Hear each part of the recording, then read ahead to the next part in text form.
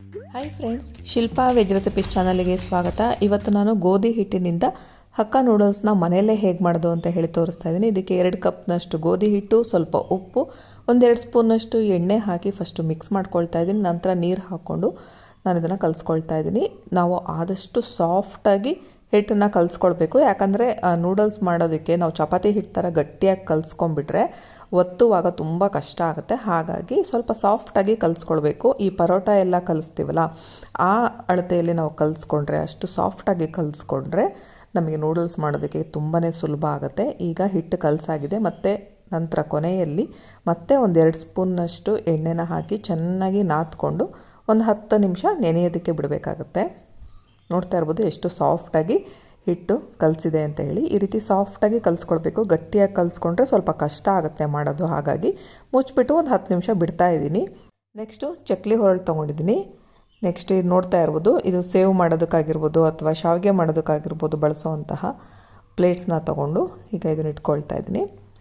ದೊಡ್ಡದಿರುತ್ತಲ್ಲ ಅದನ್ನು ತೊಗೊಳ್ಬೇಡಿ. ಯಾಕಂದರೆ ಗೋಧಿ ಹಿಟ್ಟನ್ನ ನೀರಲ್ಲಿ ಹಾಕಿ ಬೇಯಿಸುವಾಗ ಸ್ವಲ್ಪ ಮತ್ತೆ ದಪ್ಪ ಆಗುತ್ತೆ. ಹಾಗಾಗಿ ಆದಷ್ಟು ಸಣ್ಣದು ತೂತ ಇರುತ್ತಲ್ಲ ಅದನ್ನು ತೊಗೊಳ್ಬೇಕು. ಈಗ ಚಕ್ಲಿ ಹೊರಳಿಗೆ ಎಣ್ಣೆನ ಹಚ್ಕೊಳ್ತಾ ಇದ್ದೀನಿ. ಎಣ್ಣೆ ಹಚ್ಕೊಳ್ಳೋದು ತುಂಬ ಇಂಪಾರ್ಟೆಂಟು. ಈಗ ಸಾಫ್ಟಾಗಿ ಕಲಸಿಟ್ಕೊಂಡಿರೋವಂತಹ ಈ ಗೋಧಿ ಹಿಟ್ಟನ್ನು ಹಾಕ್ಕೊಳ್ತಾ ಇದ್ದೀನಿ. ಈಗ ಇದನ್ನು ಮುಚ್ಚಬೇಕು. ಮುಚ್ಚೋದಕ್ಕೂ ಮುಂಚೆ ಮೇಲ್ಗಡೆ ಕೂಡ ಅಷ್ಟೇ ಎಣ್ಣೆ ಹಚ್ಕೊಳ್ತಾ ಇದ್ದೀನಿ, ಇಲ್ಲಾಂದರೆ ಅಂಟು ಬಿಡುತ್ತೆ. ಹಾಗಾಗಿ ಗೋಧಿ ಹಿಟ್ಟು ಮೊದಲೇ ಜಿಗಿ ಇರುತ್ತೆ. ಸೊ ಹಾಗಾಗಿ ನಾವು ಎಣ್ಣೆ ಹಚ್ಕೊಳ್ಳೋದು ಇದಕ್ಕೆ ತುಂಬಾ ಇಂಪಾರ್ಟೆಂಟ್ ಅಂತಲೇ ಹೇಳ್ಬೋದು. ಈಗ ನೆಕ್ಸ್ಟು ಒಂದು ಪಾತ್ರೆಯಲ್ಲಿ ನೀರು ಇಟ್ಕೊಂಡಿದ್ದೀನಿ. ಇದಕ್ಕೆ ಎಣ್ಣೆ ಹಾಕ್ಕೊಳ್ತಾ ಇದ್ದೀನಿ.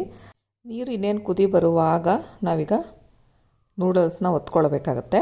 ನಿಧಾನಕ್ಕೆ ಒತ್ಕೊಳ್ಬೇಕು. ನೀರು ಬೇರೆ ಕುದೀತಾ ಇರುತ್ತೆ, ಕೈ ಸುಡೋ ಅಂತಹ ಚಾನ್ಸಸ್ ತುಂಬ ಇರುತ್ತೆ. ಸೊ ಹಾಗಾಗಿ ನೋಡಿಕೊಂಡು ಹುಷಾರಾಗಿ ಮಾಡ್ಕೊಳ್ಬೇಕು. ಸ್ವಲ್ಪ ಒತ್ತೋದಕ್ಕೆ ಸ್ವಲ್ಪ ಹೆವಿ ಅನಿಸುತ್ತೆ, ಬಟ್ ನಿಧಾನಕ್ಕೆ ನಾವು ಸಾಫ್ಟಾಗಿ ಕಲಿಸ್ಕೊಂಡಿರೋದ್ರಿಂದ ಪರವಾಗಿಲ್ಲ. ಈಗ ನೂಡಲ್ಸ್ನ ಒತ್ಕೊಂಡಾಗಿದೆ. 6-7 ನಿಮಿಷ ನಾವು ಚೆನ್ನಾಗಿ ಇದನ್ನು ನೀರಿನಲ್ಲಿ ಕುದಿಸ್ಕೊಳ್ಬೇಕು. ಆವಾಗ ಚೆನ್ನಾಗಿ ಬೇಯುತ್ತೆ. ಚೆನ್ನಾಗಿ ಬೇಯಲಿಲ್ಲ ಅಂದರೆ ಮುರಿದು ಹೋಗಿಬಿಡುತ್ತೆ ನೂಡಲ್ಸು, ಅಷ್ಟು ಚೆನ್ನಾಗಾಗೋದಿಲ್ಲ. ಹಾಗಾಗಿ ಬೇಯಿಸೋದು ತುಂಬ ಇಂಪಾರ್ಟೆಂಟ್ ಇದರಲ್ಲಿ. ಈಗಂತೂ ಚಿಕ್ಕವರಿಂದ ಹಿಡಿದು ದೊಡ್ಡವ್ರ ತನಕ ಕೂಡ ನೂಡಲ್ಸ್ ಅನ್ನೋದು ತುಂಬಾ ಫೇವ್ರೇಟ್ ಆಗಿಬಿಟ್ಟಿದೆ ಎಲ್ರಿಗೂ. ಅದನ್ನು ಆರೋಗ್ಯಕರವಾಗಿ ಮನೆಯಲ್ಲೇ ಮಾಡ್ಕೊಳ್ಬೋದು. ಇದು ತುಂಬ ಸುಲಭ ವಿಧಾನ ಮತ್ತು ಆರೋಗ್ಯಕರವಾಗೂ ಮಾಡ್ಕೊಳ್ಬೋದು. ಯಾವುದೇ ರೀತಿ ಕೆಮಿಕಲ್ಸ್ನ ಕೂಡ ಬಳಸಿರೋದಿಲ್ಲ, ಇನ್ನು ಮೈದಾ ಕೂಡ ಇರೋದಿಲ್ಲ. ಹಾಗಾಗಿ ಯಾವುದೇ ರೀತಿ ಆರೋಗ್ಯಕ್ಕೆ ಪರಿಣಾಮ ಬೀರೋದಿಲ್ಲ. ಈಗ ಬೇಯಿಸೋಕೆ ಇಟ್ಟು ಒಂದು 5 ನಿಮಿಷ ಆಗಿದೆ. ಈಗ ಫ್ಲೇಮ್ನ ಲೋ ಮಾಡಿಬಿಟ್ಟು ಮತ್ತೆ 1-2 ನಿಮಿಷ ಬೇಯಿಸ್ಕೊಳ್ತಾ ಇದ್ದೀನಿ. ಚೆಕ್ ಮಾಡ್ಕೊಳ್ಬೇಕು ಬೆಂದಿದೆಯೋ ಇಲ್ಲೋ ಅಂತ.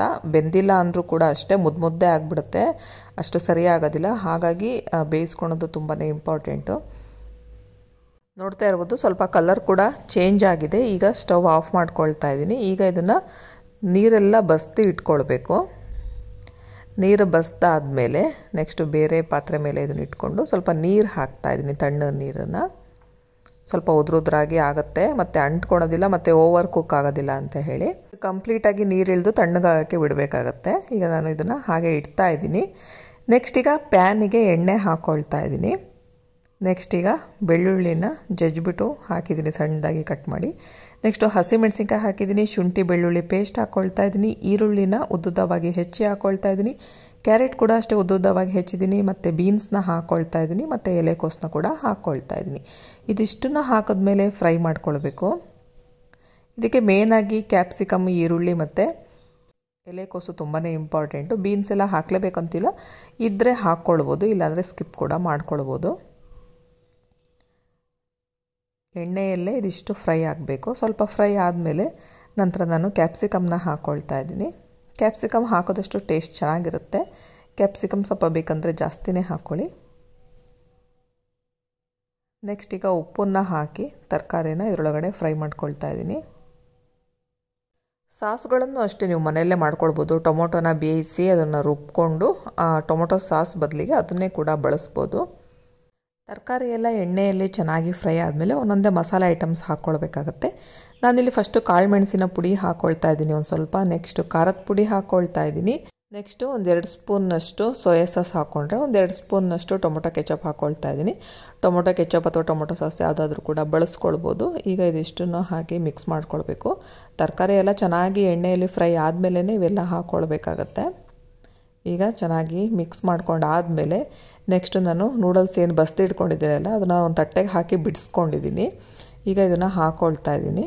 ನೋಡೋದಕ್ಕೆ ಸ್ವಲ್ಪ ಮುದ್ದೆ ಮುದ್ದೆ ಅನಿಸುತ್ತೆ, ಬಟ್ ಎಣ್ಣೆಯಲ್ಲಿ ಹಾಕಿ ತರಕಾರಿ ಎಲ್ಲ ಹಾಕಿ ಮಿಕ್ಸ್ ಮಾಡುವಾಗ ಅದು ನೀಟಾಗಿ ಬಿಟ್ಕೊಳ್ಳುತ್ತೆ, ಉದುರಾಗಿ ಚೆನ್ನಾಗಿ ಆಗುತ್ತೆ. ಹೊರಗಡೆ ಎಲ್ಲ ಸಿಗುತ್ತಲ್ಲ ನೂಡಲ್ಸ್ ಅದೇ ಥರನೇ ಆಗುತ್ತೆ.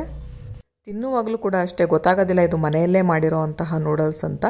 ಎಲ್ಲರೂ ಕೂಡ ಶಾಕ್ ಆಗ್ತಾರೆ ಗೋಧಿ ಹಿಟ್ಟಿಂದ ಮಾಡಿದ್ದ ಅಂತ ಹೇಳಿ. ಈಗ ಕಂಪ್ಲೀಟಾಗಿ ಮಿಕ್ಸ್ ಆದಮೇಲೆ ಕೊನೆಯಲ್ಲಿ ನಾನು ನಿಂಬೆ ರಸ ಮತ್ತು ಕೊತ್ತಂಬರಿ ಸೊಪ್ಪನ್ನ ಹಾಕಿ ಮಿಕ್ಸ್ ಮಾಡ್ಕೊಳ್ತಾ ಇದ್ದೀನಿ. ಈಗ ನೀಟಾಗಿ ಮಿಕ್ಸ್ ಮಾಡಿದ್ರೆ ಮನೆಯಲ್ಲೇ ರುಚಿಯಾಗಿರೋ ಅಂತಹ ಗೋಧಿ ಹಿಟ್ಟಿನ ನೂಡಲ್ಸ್ ರೆಡಿ ಆಗುತ್ತೆ. ನೀವು ಕೂಡ ಒಮ್ಮೆ ಈ ರೆಸಿಪಿನ ಮಿಸ್ ಮಾಡದೆ ಟ್ರೈ ಮಾಡಿ. ನಿಮಗೆಲ್ಲ ಈ ವಿಡಿಯೋ ಇಷ್ಟ ಆಯಿತು ಅನ್ನೋದಾದರೆ ಲೈಕ್ ಮಾಡಿ, ಶೇರ್ ಮಾಡಿ ಹಾಗೂ ಸಬ್ಸ್ಕ್ರೈಬ್ ಮಾಡಿ. Thank you friends.